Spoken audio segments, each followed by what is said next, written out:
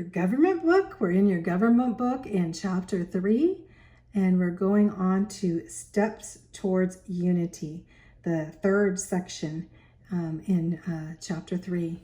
Steps toward unity. How did the colonies, actually all these colonies in these small towns, come together and unify themselves? They came from different parts of Europe, as we know. And not only that, they lived in areas that they did different types of farming and had different natural resources and all this. But how would they come into unity? So after the colonists arrived in America, they began to establish their own customs and habits based on their English heritage. But by the 1700s, they had their own traditions and common experiences that were distinctly American. They became Americans, not Englishmen now. And so these common mores gave the colonists a sense of unity that was strengthened by spiritual revival in the 1700s. So hey, what unified them? A revival, a spiritual revival brought them together in the colonies. So they had come over in the beginning. We know the Pilgrims had the Bible. Now as time went, 100 years passed, as time's going by, in the 1700s, they had some of the churches had become cold and distant, right? And they weren't getting along so well in many situations, as for different towns and different colonies. But what happened was amazing. And actually this prepared God prepared the United States for independence by giving a revival, So this movement had a great effect and unified them together. The spiritual revival was called the Great Awakening. And it happened in 1730 to 1760 for 30 years. And so some of these old churches that were fragmented and small and kind of cold churches and very, I would say very dead churches, as the people, as they went there, they didn't basically want to go to church in the midst. And a lot of them ceased to preach the gospel. And so they had an outward Christianity saying, we're Christians, but they never experienced being born again. They never experienced salvation. And so that's what's going on in America during you're going into the second and third generation. And that's what happens sometimes with, even today, when God pours out a revival and people get saved, and then the next generation, the second and third generations, they forget what happened to their parents. And that's what happened. So, but this revival happened. And this revival that happened was under these two guys here. Jonathan Edwards was an American, right? He had a picture of him. And George Whitefield was from England. And John, I could go on to what happened there was pretty amazing. Jonathan Edward preached the sinners in the hands of angry God. In the midst of his sermons and everything, people started just repenting of their sins and coming to the Lord in amazing ways. And then George Whitefield, he just went through America preaching. He preached like 4 times a day by horseback. Some of the churches wouldn't even let him in, but he'd come and preach get off his horse, ride in, or even on his horse, set up and preach the gospel to everyone in the town.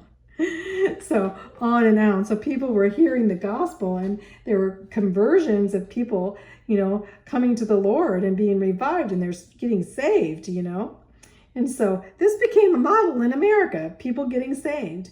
And the Bible principles played a major role in our American beliefs at this time.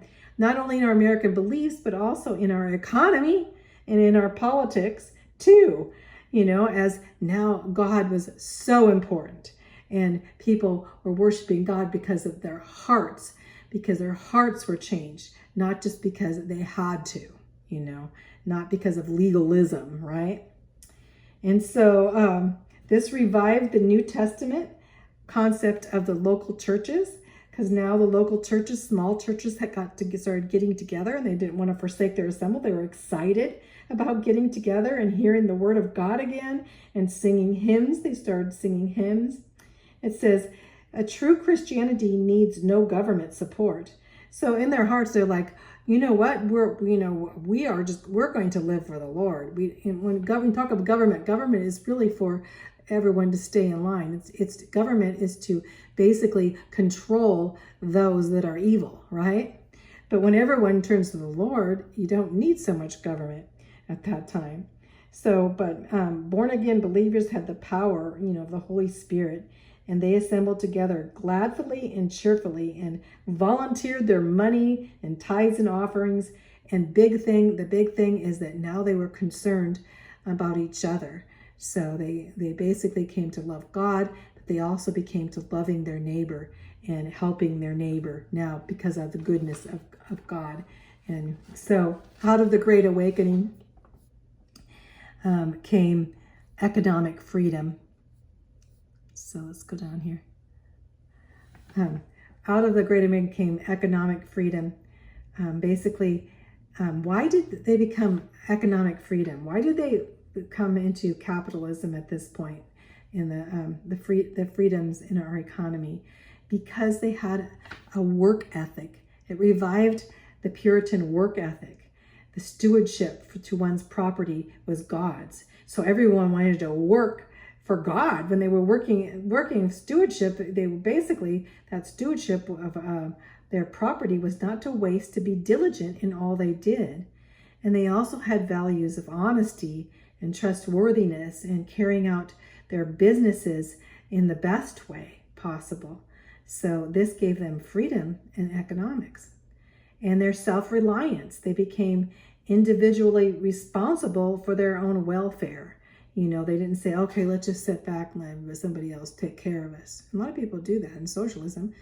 Just sit back, okay, we're not going to work. We'll just let somebody else work, and we're just going to let somebody else pay for us, in the midst. But each person was to have that work ethic and basically to establish their own relationship with God. They needed to be born again without intervention of the church or state coming in and saying, okay, the church, we're going to take care of you. No, they knew that God would take care of them, right? So the awakening through the awakening became more political liberty or freedom through this, and they could pursue their own economic interests. And also believed that they are all equal. When they came to America, before there were a lot of very wealthy people. Let's see, right here, the bottom here, I think. Finally, the awakening encouraged more political liberty. It followed that if men were equal before God, they could not be barred from political participation, voting, and holding public office because of their religious beliefs. So they looked at equality in the midst. That was, from the Bible. God is no respecter of person. Furthermore, the revivalist preachers emphasized that all men are equal to and worth to God. The people who were taught this truth were naturally inclined to believe in equal justice under the law, which they did. But during this time then became early efforts at political union, trying to unite the colonies together, right? And that love of neighbors and really uniting them together was really founded on their belief in God and their revival. Because as I said, Whitefield went through all of the colonies preaching the gospel. Many got saved. And so, when you get saved, it doesn't matter, where you're from. You go to someplace else and they're Christians and they're worshiping the Lord. Whether I go to Africa or Papua New Guinea or Israel or Russia or wherever, or the, Native American, wherever I go and people are worshiping God, that we're brothers and sisters in Christ. And this indeed would unify America back when. I think it makes me smile right now to even think about it, is that what unified them together and brought them together as a country for the United States of America was that they were unified because they were looking unto God, that they were unified by the reviving, the salvation of their souls. So as early as 1643, the Massachusetts Bay, Plymouth, Connecticut, and New Haven settlements made the first significant attempt at political union among the colonies. At this year, this was 1643. You think of 1643, This was only 23 years after Pilgrims came, right? So they got together and they wanted to put forth the New England Confederation. But the reason they did this wasn't because of the revivals at this time. It was because they needed a defense against the Native Americans. If Indians or Native Americans would attack them, they needed to get together to defend themselves and to defend each other. So, but after this time, in 1643, there were no other attempts to unity until 1754. And 1754, when we think of that, that was the time, the times of the revivals, right? Were happening. When we think of those years, and I think of Jonathan Edwards and Whitefield and the years of revivals, where those revivals were put forth were 1730 to 1760. So the revivals had happened. And so in that year, delegates came from 7 colonies, and they met in Albany, New York. We call this the Albany Plan. They got together to put a plan. Who wanted to do this? This is very important here because it actually looked back at the Albany Plan, and it was actually kind of like when the Declaration of Independence and Constitution came later on, which 1754, about 20 some years later, they tried to establish the Albany Plan. And the Albany Plan, when I say who did it, who put it together, it was Benjamin Franklin. So it was proposed by Benjamin Franklin, and he got together these colonies together. And at this point, the Albany, New York, the prompting of the Board of Trade, because basically he wanted to set forth where these colonies would be able to trade, and he proposed an annual conference. They get together, and so they could manage such things as their native affairs. They could deal with the native Indian, if there were Indian attacks, pass laws, and levy taxes for common defense. He thought they needed to have the United States needed a defense. We needed an army. So he thought, we need to put this together. Now, Benjamin Franklin was before his time, only 20 years before, but he was before that. So they looked at Benjamin Franklin and says, what do we need this for right now? What do we need together? What do we need to get together to give money and taxes for each other so that we can have common defense? We can defend ourselves. Later on, they would look at that and say, oh my goodness, we probably should have started that a long time. And Ben was probably right, Ben Franklin. So later on, he's remembered. They look back at the Albany Plan and think, oh, Benjamin Franklin actually had, a thought about how we could defend ourselves when we needed to. And they certainly did need to, back 20 years later, and after they had declared the Declaration of Independence, right? So just remember, the Albany Plan did not go. It did not happen. The colonists says, nah, we're not going to do that right now. And then Benjamin Franklin probably said, oh dear. But later on, Benjamin Franklin was there with the Constitution and there with in the Declaration of Independence, but he was very elderly. I look at Benjamin Franklin and I know, we're going to see him in heaven. I've read some of his writings, and he actually, I believe, got saved under, George Whitefield's preaching. In fact, after Whitefield preached, and Whitefield would preach for hundreds and hundreds and hundreds of people would come to listen at each time. And he preached with Ben Franklin. Ben Franklin says, I was on my face, and I emptied all my pockets, and I'd give anything for the evangelism.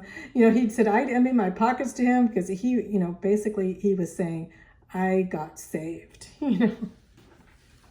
And a lot of secular books say he wasn't, but his background was a Quaker, but not until he heard the gospel did he really come to the Lord. So let's go over the section 3 review here. Now, I was just going to go on to the next bit. The Nation Unborn is kind of a long section, so I'm going to stop after I do the review here. So it says, how did the Great Awakening help shape American beliefs regarding religious freedom? So the Great Awakening revived the New Testament church, and it gave the biblical beliefs of an economy, honesty and integrity, but basically saying the economic freedom that each each had with the Puritan work ethic to work together, but that work ethic brought them individual freedom, individual work, individual self-reliance, and more political liberty in the midst of it. And I would say the Great Awakening unified them together, so they were all looking up to Jesus. Jesus is the answer for everything. So number 2, how did the Great Awakening influence the economic and political views? And we kind of went over that already, because of the Puritan work ethic, in the midst, the politics were affected. And as individual, that God was no respecter of persons, and we all had our individual responsibility towards him. So 3, name the first significant attempt at political unity among the colonies. So basically we had the New England Confederation that we talked about up here. New England Confederation right here was a defense, because they got it together because they wanted to defend themselves against Native American attack. So that was the first one. And so the second one was the Albany Plan. The second one was the New England Confederation. The second one was the Albany Plan. So so it says the first was that just to protect. It was way back in 1600s. What was it? 1643. So 100 years later came the Albany Plan. The Albany Plan was Ben Franklin's plan, right? So who proposed the Albany Plan? Ben Franklin. Did they ever adopt it? No. But a lot of times they look back and wish they had.